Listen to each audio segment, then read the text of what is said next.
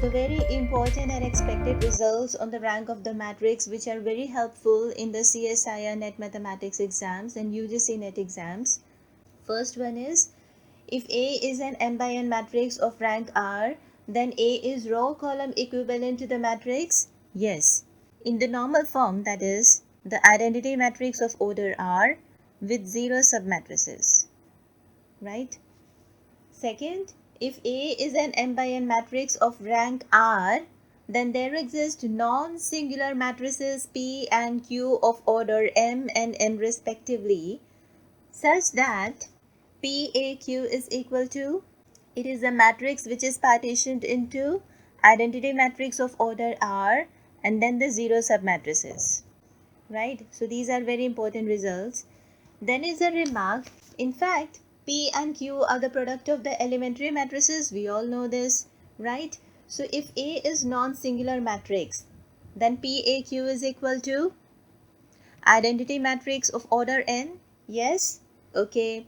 Now as P and Q are the product of the elementary matrices, so let's write P to be equal to the product of, let's say, ER up to E3, E2, E1. These are the elementary matrices which corresponds to the elementary row operations. And Q is the product of the matrices, let's say F1, F2, F3 up to Fs, where these are the elementary matrices that corresponds to the elementary column operations, right? Then A is equal to, from here we have PAQ equal to identity matrix of order n. So A is equal to P inverse I and Q inverse. P and Q are the non-singular matrices, so their inverse exists. So A is written as P inverse I and Q inverse. So this is P inverse I and Q inverse. So P inverse is the inverse of this product, and then IN, and Q inverse is the inverse of this product.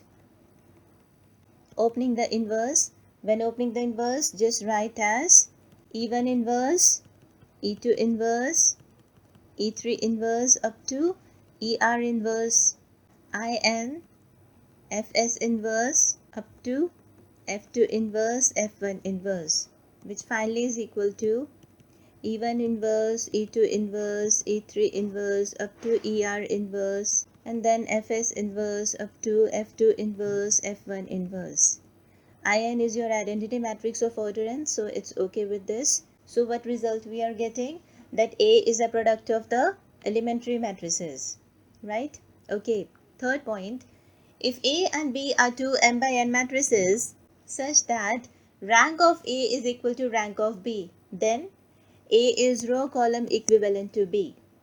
And its converse, if A and B are row column equivalent, then they have the same rank. Fourth result, the total number of equivalence classes under the equivalence relation of row column equivalences in the collection R, the matrix of the kind m by n, is k plus 1, where k is the minimum of mn. M is the number of rows, n is the number of columns.